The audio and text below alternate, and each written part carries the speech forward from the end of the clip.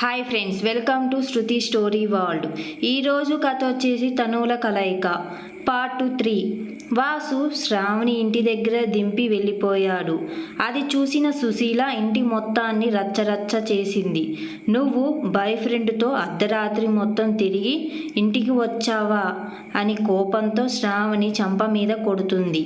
అది చూసి శ్రావణి వాళ్ళ తండ్రి కళ్ళల్లో నీళ్లు కారుతాయి. కోపంతోనూ నిండిపోయాయి. అతన్ని ఎప్పుడూ శ్రావణితోనూ ప్రేమగా ప్రేమించేవాడు. కానీ ఈరోజు తన కూతురు అర్ధరాత్రి ఒక అబ్బాయి కారులో నుంచి దిగి ఆమె మెడపై ఉన్న గుర్తును చూసినప్పుడు అతని గుండె మొక్కలయ్యింది. అతను వణుకుతున్న స్వరంతో, శ్రావణి, నువ్వు నన్ను విచ్ఛిన్నం చేశావు. నేను ఎక్కువగా నమ్మిన కూతురు ఈరోజు నన్ను ఇబ్బంది పెట్టింది అన్నాడు. శ్రావణి కళ్ళు తడిగా ఉన్నాయి. ఆమె వణుకుతూ స్వరంతో, నాన్న, దయచేసి నా మాట వినండి అని చెప్పింది. శ్రావణి మాట్లాడుతుంటూనే సుశీల అడ్డంగా వచ్చి, ఇప్పుడు నువ్వు ఏమంటావు చెప్పు అని వాళ్ళ తండ్రిని అడుగుతుంది. అది స్పష్టంగా ఉంది. ఈ అమ్మాయి అదుపు తప్పింది. ఆమె ఈ రోజుల్లో కారులో దిగింది. రేపు ఆమె పరిస్థితి ఎలా ఉంటుందో దేవుడికే తెలుసు. ఆమెను అదుపులో ఉంచుకోమని నేను నీకు చెప్పాను, కానీ నా మాట వినలేదు. నువ్వు ఆమెను నీ తలపై మోసుకుపోతున్నావు. ఇప్పుడు ఫలితం చూడు. ఇప్పటి వరకు మౌనంగా ఉన్న శాంతిదేవి తన కర్రను చేతిలో పట్టుకొని ముందుకు అడుగుపెట్టింది. ఆమె కళ్ళల్లో నీళ్లు కారుతున్నాయి. శ్రావణి, నువ్వే నా బొమ్మవి ఆమె కళ్ళతో చెప్పింది. నీ నుండి నాకు చాలా ఎక్కువ అంచనాలున్నాయి. వణుకుతున్న గొంతు వాతావరణం. నిష త్వరగా తన అమ్మమ్మ చెయ్యి పట్టుకొని, అమ్మమ్మ, దయచేసి దీన్ని తప్పుగా అర్థం చేసుకోకండి. ప్రతిదీ అనుకున్నట్లు ఉండకపోవచ్చు అని అంటుంది. కానీ శ్రావణి వాళ్ళ తండ్రి కోపంగా చెయ్యి పైకెత్తి, చాలు నిషా, నువ్వు మౌనంగా ఉండు. ఈరోజు నాకు శ్రావణి నుండి సమాధానం కావాలి అని అంటాడు. అతను శ్రావణి వైపు చూపిస్తూ, ఆ అబ్బాయి ఎవరు? అతని పేరు చెప్పు. నిన్న రాత్రి నువ్వు ఎక్కడ ఉన్నావు? మరియు నీ మెడ మీద గుర్తులు ఎలా కనిపిస్తున్నాయి చూడు అని అడిగాడు.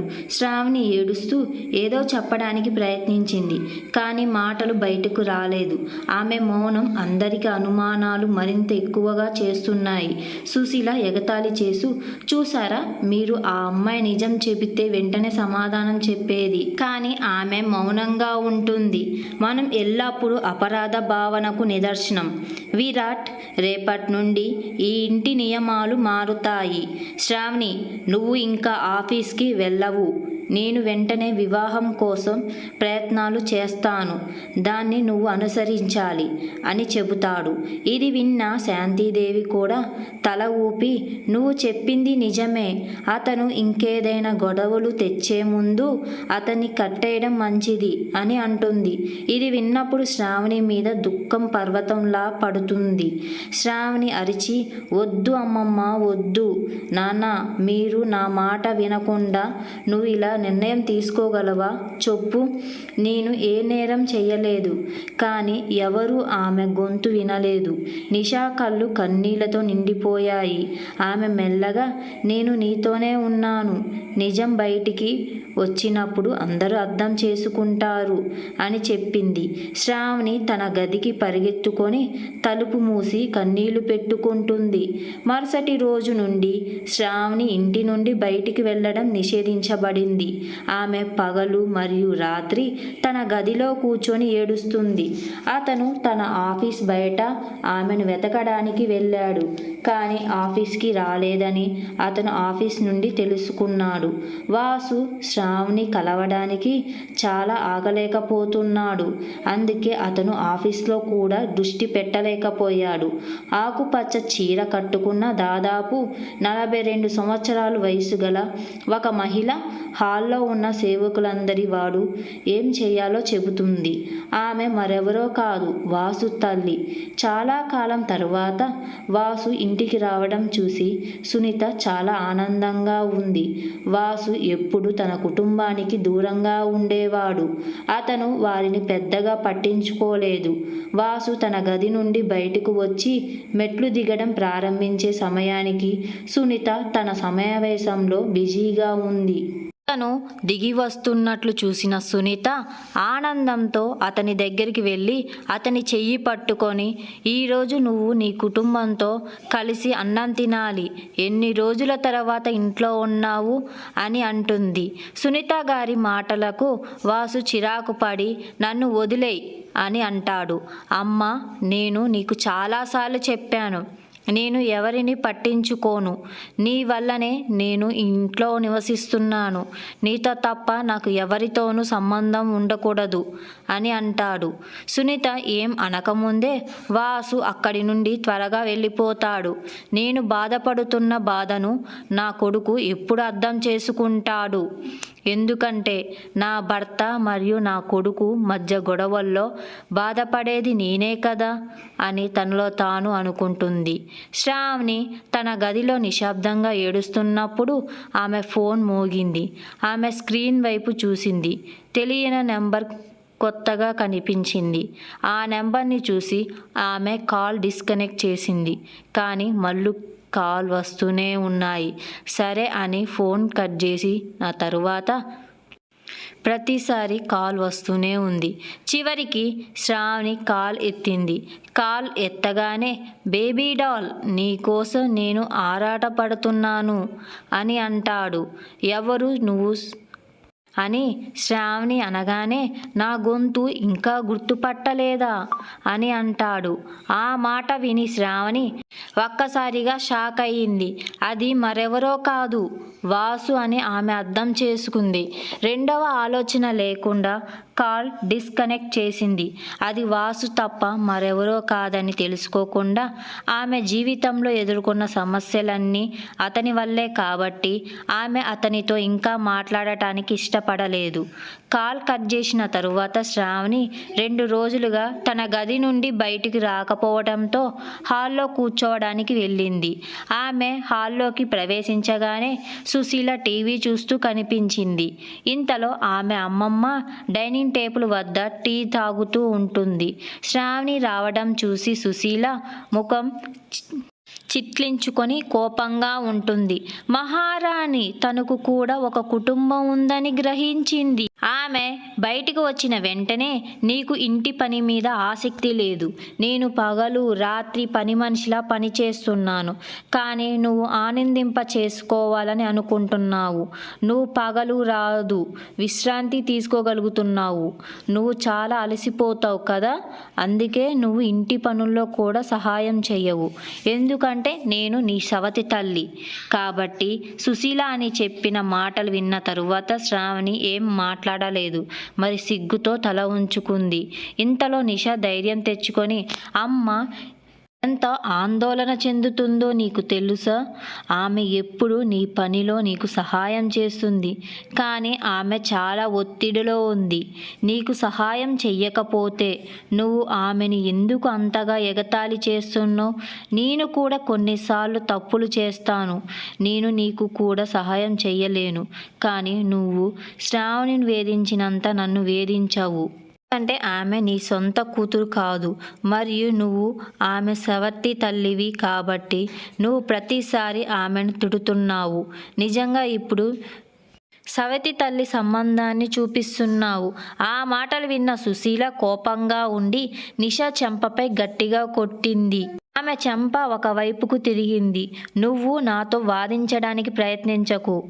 ఎలా ప్రయత్నించాలి అని అనుకుంటే నువ్వు నా కోపానికి బలైపోతావు అని అంటుంది. ఆ మాటలు విన్న నిషా సుశీలతో మాట్లాడకుండా పక్కకు తిరిగిపోతుంది. సుశీల వచ్చి పక్కన కూర్చొని, వాళ్ళు ప్రేమికులు, ఆమెను ఇంటికి దింపడం కూడా మొదలుపెట్టారు. నేను దాని గురించి ఏం చెయ్యలేను. కానీ నువ్వు అలాంటి పని చేస్తే నేను నిన్ను ఏం చేస్తానో ఊహించుకో. సుశీల అన్న మాటలు నిషా ఏడుస్తూ తన గదిలోకి వెళ్ళింది. ఈలోగా శ్రావణి ఏం మాట్లాడకుండా కన్నీళ్లు తుడుచుకొని నిశ్శబ్దంగా తన గదిలోకి తిరిగి వెళ్ళిపోతుంది. డైనింగ్ టేబుల్ వద్దకు చిన్న శ్రావణి వైపు చూస్తుంది. సుశీల వాక్యాలు ఆమెకు అస్సలు నచ్చకపోయినా ఆమె మౌనంగా ఉండిపోతుంది. తన మొబైల్ ఫోన్ తీసుకొని వాసు నుండి 30 మిస్డ్ కాల్స్ వచ్చినట్లు చూస్తుంది. ఇది శ్రావణికి కోపం తెప్పిస్తుంది. ఆమె వెంటనే తిరిగి ఫోన్ చేసి, ఎందుకు ఫోన్ చేస్తున్నావు? పదే పదే నాకు, నేను కాల్ కట్ చేస్తున్నా కదా అని బాగా కోపంతో తిడుతుంది. నువ్వు ఏమనుకుంటున్నావు నా గురించి? ఎవరైనా నీతో మాట్లాడటానికి ఇష్టపడకపోతే వాళ్ళని బలవంతం చేస్తావా? నీ ఒక్క మాట కూడా అర్థం కాలేదు. నేను నీతో మాట్లాడటానికి ఇష్టపడనని చెప్పాను కాబట్టి నాకు ఫోన్ చేయడానికి కూడా ప్రయత్నించకు అని అరిచింది. అవతలి వైపు నుండి దగ్గు వినిపించింది. అప్పుడు వాసు నవ్వుతూ, బేబీ డాల్, నువ్వు నాతో మాట్లాడకుండా ఉంటున్నావా? సరే, నేను ఫోన్ చెయ్యను, కానీ నేను మీ ఇంటికి వస్తాను. నిన్ను కలవకుండా, చూడకుండా, తాగకుండా నేను ఉండలేను. నువ్వు నాకు ఇంపార్టెంట్ అయిపోయావు అని అంటాడు. ఇది విన్న శ్రావణి షాక్ అయ్యింది. చివరిసారిగా వాసు తన ఇంటికి వచ్చినప్పుడు సుశీల ఇంటి గురించి పెద్ద గొడవ చేసింది. అది గుర్తుకొచ్చింది. వాసు మళ్ళీ తన ఇంటికి వస్తే సుశీల అతన్ని ఏం చేస్తుందో ఎవరికి తెలియదు. ఇది విన్న శ్రావణి కంగారు పడి, నా ఇంటికి రావద్దు, దయచేసి నువ్వు వస్తే పెద్ద గొడవలు జరుగుతుంది. నా నుండి నీకు ఏమి కావాలి స్పష్టంగా చెప్పు, కానీ దయచేసి నా ఇంటికి రావద్దు అని అంటుంది.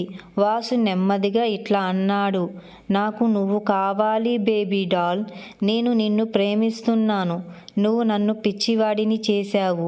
నేను వేరే ఎవరిని ఆలోచించలేనంత బలవంతం చేశావు. ఆ రాత్రి నేను నిన్ను కలిశాను. అది కూడా ఎవరో చేసిన తప్పు. వాళ్ళని ఆ విధి ఆటాడిన వ్యక్తి చాలా బాగా చేశాడు. అందుకే నువ్వు నా జీవితంలోకి వచ్చావు. వాసు పిచ్చితనం విని గుండె వేగంగా కొట్టుకుంటుంది. లోతులోకి చూసే ఆమె కూడా అతనికి అభిరుచికి ఆకర్షణీయమైంది. కానీ ఆమె దానిని పట్టించుకోనట్టు నటించింది. నిన్ను కలవాలి అనుకుంటున్నాను అని వాసు పట్టుబట్టాడు. శ్రావణి ఏడుస్తూ, నేను నిన్ను కలవలేను. నా కుటుంబం నన్ను ఇంటి నుండి బయటకు వెళ్ళనీయకూడదు ఆపేసింది అని చెబుతుంది. అది విన్న వాసు వింతగా నవ్వుతూ, నువ్వు ఇంటి నుంచి బయటికి రాలేవు, కానీ నేను మీ ఇంటికి రాగలను అని అంటాడు. వాసు చెప్పిన ఈ మాట విని శ్రావణి భయపడుతుంది. ఆమె భయంతో, దయచేసి ఇలా చెయ్యకండి, నా జీవితంలో ఇప్పటికే తగినంత సమస్యలు ఉన్నాయి అని అంటుంది. వాసు ఒక దయ్యంలా నవ్వుతూ, నీ సమస్యలన్నిటినీ నేను తొలగిస్తాను అని అన్నాడు. దానితో అతను కాల్ డిస్కనెక్ట్ చేశాడు. ఫోన్ పెట్టేసిన తరువాత శ్రావణి ఏం అనలేకపోయింది. వాసుని అర్థం చేసుకునే కొద్దీ అతను ఎంత మొండివాడు ఆమెకు స్పష్టంగా అర్థమైంది. నిజంగానే ఇప్పుడు ఇంటికి వస్తే ఏం జరుగుతుందో అతను ఆలోచించలేదు.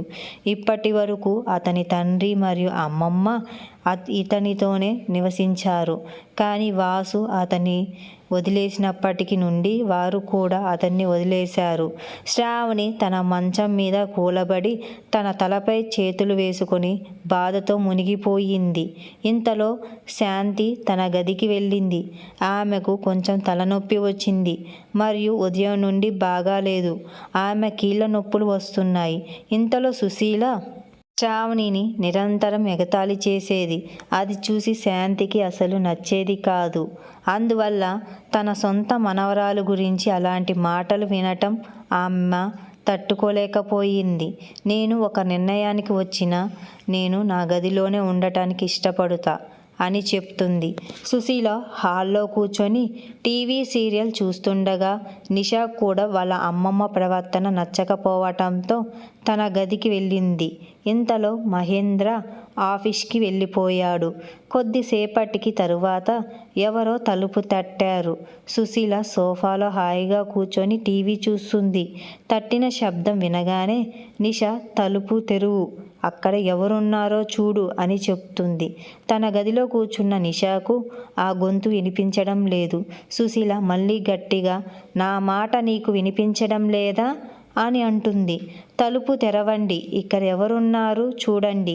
అయినప్పటికీ ఎటువంటి స్పందన లేకపోవటంతో సుశీల కోపంగా, ఇంట్లో అన్ని పనులు నేనే చెయ్యాలి, రాత్రింబవళ్ళు విశ్రాంతి తీసుకుంటున్న శ్రావణి మేడం ఉంది, మరియు ఇది మహారాణి, ఆమెకు తన సోదరి కోసం సమయం లేదు, నేను ఒంటరిగా ఏమి చెయ్యగలను, ఈ ఇద్దరు అమ్మాయిలు అసలు పని చెయ్యరు, మొత్తం భారం నాపైనే ఉంది అని అనుకుంటుంది. దానితో ఆమె తలుపు వైపు వెళ్ళింది. తలుపు తెలుసుకోగానే చాలా అందమైన వ్యక్తి ఆమె ముందు నిలబడ్డాడు. అది మరెవరో కాదు, వాసు. వాసుని చూడగానే సుశీల వెంటనే అతనే శ్రావణి ఇంటి బయట వదిలి వెళ్ళిన అబ్బాయి అని గుర్తుపట్టింది. ఆమె ముఖం పూర్తిగా కోపంగా మారిపోయింది. ఆమె చిరాకుగా, ఎవరు నువ్వు, ఎందుకు ఇక్కడ ఉన్నావు అని అడుగుతుంది. వాసు స్పందించలేదు. ఒక మాట కూడా మాట్లాడకుండా అతను నేరుగా లోపలికి వెళ్ళి హాల్లోని సోఫాలో కూర్చున్నాడు. ఇది చూసిన సుశీలకు కోపం వచ్చింది. ఆమె కోపంగా, ఎవరు నువ్వు, మరి నువ్వు ఇక్కడ ఎందుకున్నావు అని అడుగుతుంది. నిన్ను ఎవరు ఆహ్వానించారు చెప్పు, ఇంట్లోకి ఇలా దూసుకుపోతున్న నీకు మంచి మర్యాదలు నేర్పించాలా నీ తల్లిదండ్రులు అని అంటుంది. సుశీల, శ్రావణిని ఇంటి బయట వదిలి వెళ్ళింది నువ్వే కదా, ఇప్పుడు నువ్వు ధైర్యం కూడా కూడబెట్టుకొని ఇంట్లోకి వచ్చావు, నువ్వు పిచ్చిగా ప్రేమలో పడ్డావు. శ్రావణి గురించి కఠినమైన మాటలు విన్న వాసు ముఖం మారిపోయింది. మరియు అతను కోపంగా, నువ్వు ఎవరి గురించి మాట్లాడుతున్నావు, ఆమె నా బేబీ డాల్, నేను ఆమెకు వ్యతిరేకంగా ఒక్క మాట కూడా తట్టుకోలేను, కాబట్టి మీ భాషతో జాగ్రత్త ఉండండి, నేను మీకు చెప్తున్నాను. వాసు ఎంత గొప్పవాడో అని తెలుస్తుంది. ఇది విన్న సుశీల కోపంగా మారింది. ఆమె ఆలోచించి, ఇది లోతైన ప్రేమలా ఉంది, చెప్పు, ఇది నీ హృదయంలో ఎంతకాలంగా ఉంది, ఇది ఎంతకాలంగా జరుగుతుంది. సుశీల ఎంత గట్టిగా అరుస్తుందంటే శాంతి, నిషా, శ్రావణి బయటకు వచ్చారు. హాల్లో వాసుని శ్రావణి చూడగానే ఆమె కళ్ళు కిందికి వంచింది. ఏమి జరుగుతుందో ఎవరికి తెలియదు. మరోవైపు సుశీల శ్రావణి వైపు చూసి, చూసావా, మీ ప్రేమికుడు మన ఇంటికి వచ్చాడు, అతని నీ ఇంటి నుండి బయటకు వెళ్లకుండా మేము ఆపాలా, గత జన్మలో మీరు నాపై మరియు నా భర్తపై ఏ ప్రతీకారం తీర్చుకుంటున్నారు, మీరు ఇంటిని వ్యభిచార గృహంగా మార్చడానికి మేము ఇంటిని వదిలి వెళ్ళాలా అని అడుగుతుంది. ఆ మాటలు వినగానే శ్రావణి చిరాకు పడి, అమ్మ దయచేసి జాగ్రత్తగా మాట్లాడు అని అంటుంది. కానీ సుశీల వినడానికి కూడా ఇష్టపడలేదు. ఆమె శ్రావణి చెంప మీద గట్టిగా కొట్టింది. శ్రావణి ముఖం ఎర్రబడింది. ఆమె కోపంగా, నువ్వు నాకు మర్యాద నేర్పించడానికి ప్రయత్నిస్తున్నావా, ముందు నీ ప్రవర్తన సరిదిద్దుకో, నా ఇంటిని వ్యభిచార గృహంగా మార్చుకుంటున్నావా అని అంటుంది. ఆ మాటలు విన్న వాసు అడ్డుపడి, నేను నీతో మర్యాదగా మాట్లాడుతున్నాను, మరియు నువ్వు నా బేబీ డాల్ పై చేతులు ఎందుకు ఎత్తుతున్నావు అని అడుగుతాడు. సుశీల తల కొట్టుకుంటూ కూర్చొని, నువ్వు అతని మీద చెయ్యి ఎత్తకపోతే నేను చెయ్యాల్సిందే చేస్తా, నాకు ఏమీ అర్థం కావటం లేదు అని అంటుంది. త్వరగా శ్రావణి వాళ్ళ తండ్రికి ఫోన్ చేస్తుంది. అతను ఎక్కడి నుండి తిరిగి వచ్చిందో కూడా అతనికి తెలియదు. అప్పటి వరకు మౌనంగా ఉన్న నిషా వాసు వైపు చూసి, ఎవరు నువ్వు, మరి ఇక్కడికి ఏం చేయడానికి వచ్చావు, నా చెల్లిని ఎందుకు డిస్టర్బ్ చేస్తున్నావు అని అంటుంది. ఇది విన్న వాసు ముఖం కోపంగా మారింది. అతను, నేను ఇక్కడికి వచ్చినందుకు నేను తప్పక ఏదో ఒకటి చేస్తాను అని అనుకుంటాడు. దాంతో అతను అకస్మాత్తుగా శ్రావణి పెదాలను పట్టుకున్నాడు. శ్రావణి విడిపోవడానికి ప్రయత్నించింది, కానీ కుదరలేదు. అందరి ముందు ఆమెను ముద్దు పెట్టుకోవడం ప్రారంభించాడు. శ్రావణి నోరు తెరవడం ఇష్టలేకపోవడం వల్ల కాదు, వాసు ఆమె నడుముపై మెల్లగా కొంత ఒత్తిడి చేసి ఆమె నోరు బలవంతంగా మూసి తన పెదవులను ఆమె పెదవులపైకి తోశాడు. వాసు ఆమె పెదవులను క్షుణ్ణంగా పరిశీలించి చాలాసేపు ముద్దు పెట్టుకున్నాడు. తరువాత ఆమె పెదవుల నుండి దూరంగా వెళ్ళి గట్టిగా ఊపిరి పీల్చుకోవడం ప్రారంభించాడు. ఇంతలో సుశీల, నిషా, శాంతి చూస్తూ నిలబడ్డారు. సుశీలకి చాలా కోపం వచ్చింది.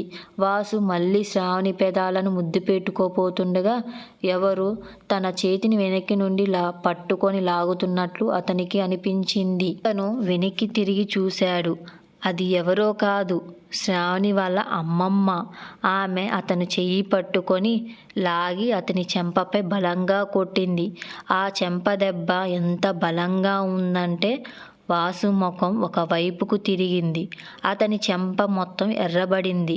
అతను పళ్ళు కొరుకుతూ అతని చెంపను పట్టుకొని, నీకు ఎంత ధైర్యం ముసల్దానా, నా మీద చెయ్యి ఎత్తావు, నేను ఎవరో నీకు తెలుసా అని అంటాడు. ఆ మాటలు విన్న శాంతి, నువ్వు ఏం చేయగలవు? నా ఇంట్లోకి వచ్చి నా కూతురుపై బలవంతం దాడి చేస్తున్నావు, ఆమెను అవమానిస్తున్నావు, నేను దీన్ని అస్సలు సహించను అని అరిచింది. ఇప్పుడు ఇక్కడి నుండి వెళ్ళిపో. వాసు కోపం ఎక్కువ స్థాయికి చేరుకుంది. అతను శ్రావణి చేతిని గట్టిగా పట్టుకొని, నేను ఇక్కడి నుండి వెళ్ళడం లేదు, నేను ఏం చెయ్యగలనో నీకు చూపిస్తాను అన్నాడు. దానితో అతను శ్రావణి సమీపంలోని ఆమె గదికి లాగడం ప్రారంభించాడు.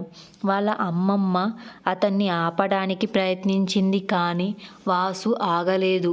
నిషా మరియు శాంతి అతన్ని ఆపడానికి ప్రయత్నించారు, కానీ సుశీల అతన్ని ఆపని ఇవ్వలేదు. చాలా స్వయంగా అతనితో సరదాగా గడపాలనుకుంటుంది. అతని లక్షణాలు బాగాలేవని నేను అప్పటికే చెప్పాను కదా అని అంటుంది. సుశీల చెప్పినది విన్న తరువాత నిషా వెంటనే తన తండ్రికి ఫోన్ చేస్తుంది. మరోవైపు వాసు తన పెదవులను శ్రావణి పెదాలపై ఉంచి ఆమెను ఉద్రేకంతో ముద్దు పెట్టుకోవడం ప్రారంభించాడు.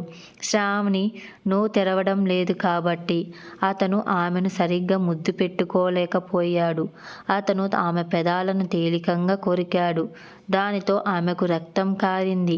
శ్రావణి అతన్ని తోసేస్తూ, నువ్వు రాక్షసుడివి, నా నుండి దూరంగా ఉండు అని అంటుంది.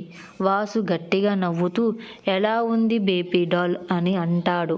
అతను ఆమెను తన చేతుల్లోకి గట్టిగా పట్టుకొని ఆమె కళ్ళల్లోకి చూసి, నిజం చెప్పు, నా స్పర్శ నీకు నచ్చలేదా అని అంటాడు.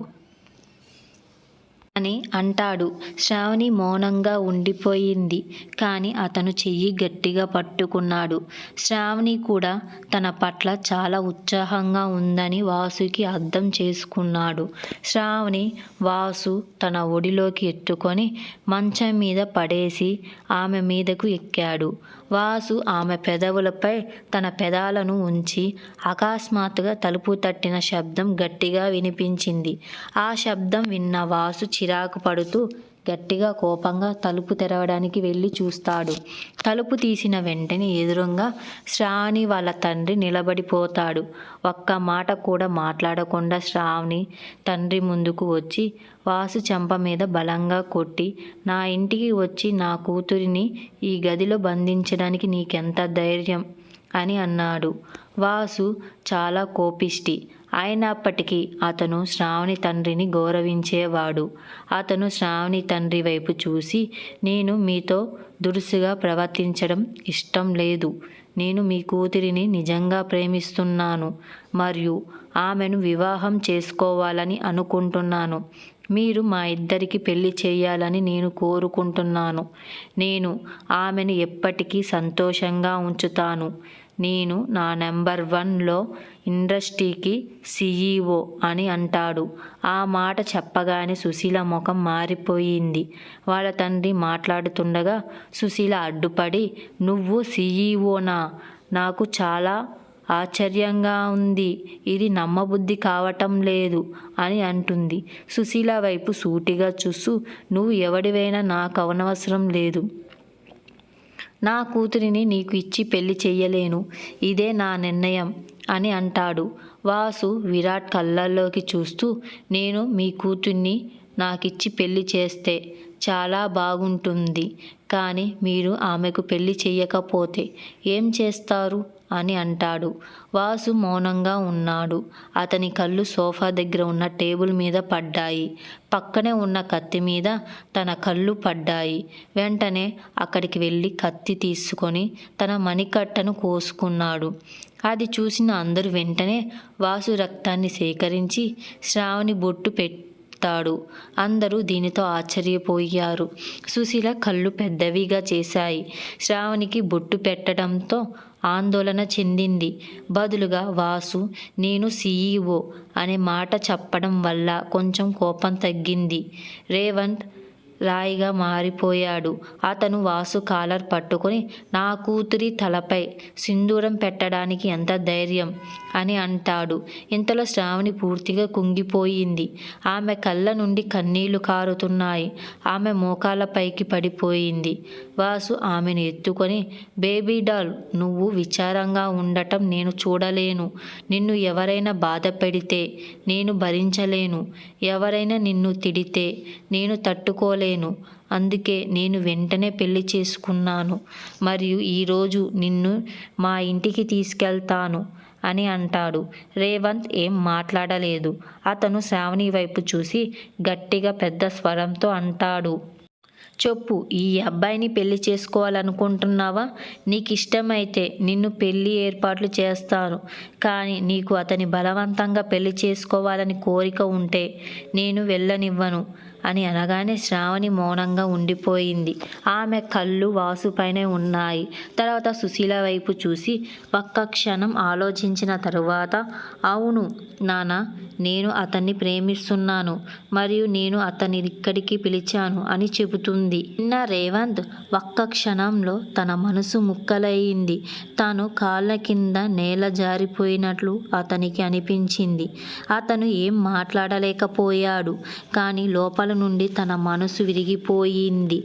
అతను నేలపై కుంగిపోయాడు. సుశీల ఈ అవకాశాన్ని చూసి రేవంత్తో మాట్లాడుతూ ఈ అమ్మాయి లక్షణాలు బాగాలేవని నేను ఎప్పుడో నీకు చెప్పాను. కానీ నువ్వు పట్టించుకోలేదు. మీరు ఒక్క మాట కూడా వినలేదు. ఇప్పుడు చూడండి, ఆమె మన కళ్ళు ముందు ఆ గదిలో ఏం చేసిందో మీకు అర్థమైందా అని అంటుంది. సుశీల సంభాషణను రేవంత్ నిశ్శబ్దంగా వింటాడు. ఎప్పుడో మొదటి ఇచ్చే నిష ఈరోజు మౌనంగా ఉంది. తన కుటుంబం ముందు ఇదంతా జరగడం ఆమె భరించలేకపోయింది. శాంతి అప్పటికే శ్రావణిపై కోపంగా ఉంది. రేవంత్ తడబడుతూ శ్రావణి, నేను నిన్ను నమ్మాను. కానీ నువ్వు నా నమ్మకాన్ని వమ్ము చేశావు. ఈ రోజు నుండి నువ్వు నా హృదయం నుండి వెళ్ళిపోయావు. నువ్వు ఎక్కడికి వెళ్ళాలనుకుంటే అక్కడికి వెళ్ళు అని అంటాడు. శ్రావణి ఆ మాటలు వినగానే ఏడుస్తూ ఉంది. ఇప్పటి నుంచి నాకు నీకు ఎలాంటి సంబంధం లేదు అని చెప్తాడు. ఆమె కళ్ళ నుండి కన్నీళ్లు ఆగలేదు. ఆమె తన తండ్రిని చాలా ప్రేమిస్తుంది కాబట్టి తన తండ్రి వైపు చూస్తూనే ఉంటుంది. కానీ ఆమె వాసుతో వెళ్ళిపోతే తన తండ్రి ప్రశాంతంగా జీవించలేదని కూడా ఆమెకు అర్థమైంది. అయినప్పటికీ వాసు తనను విడిచిపెట్టడని ఆమెకు తెలుసు. ఆమె ఏమీ మాట్లాడలేదు. అందరి ముందు వాసు పట్టుకుంటుంది. ఇది చూసి వాసు చాలా సంతోషపడతాడు. మరోవైపు రేవంత్ తనను ఎవరో చంపినట్లుగా భావిస్తాడు. ఇప్పటి వరకు మౌనంగా ఉన్న శాంతి అకస్మాత్తుగా శ్రావణి వైపు చూసి నువ్వు మా ప్రేమకు అన్యాయంగా ప్రతిఫలం ఇచ్చావు. మేము నిన్ను నమ్మాను. రాత్రిపూట బయట ఉంటే స్వేచ్ఛ ఇచ్చాను. నీ పనిలో నీకు మద్దతు ఇచ్చాను. మరియు నువ్వు చేసింది ఇది అని కోపంగా అంటుంది. శాంతి మాటలకు శ్రావణి మౌనంగా ఉండిపోతుంది. ఆమె వాసు చెయ్యి పట్టుకొని నిలబడింది. రేపటి నుంచి వాసు మరియు శ్రావణి వాళ్ళ జీవితం ఏ మలుపు తిరుగుతుందో నెక్స్ట్ ఎపిసోడ్లో తెలుసుకుందాం. ఇలాంటి మరిన్ని స్టోరీస్ కావాలంటే మన ఛానల్ని సబ్స్క్రైబ్ చేసుకోండి ఫ్రెండ్స్.